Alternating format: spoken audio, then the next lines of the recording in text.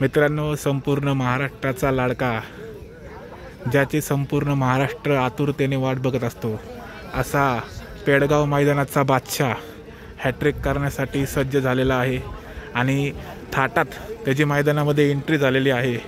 असा आपला सर्वांचा लाडका बकासूर पेडगाव मैदान गाजवण्यासाठी सज्ज झालेला आहे आणि पेडगाव मैदानासाठी बकासूर सोबत साम्राज्य सुद्धा आलेला आहे आणि त्याची मागची जी जागा होती लिंबाच्या झाडाखाली, त्याच झाडाखाली बकासूर आपल्याला दिसत आहे। मित्रांनो बघा, मित्रांनो पब्लिक बघा किती आलेलं आहे बकासूरला बघण्यासाठी।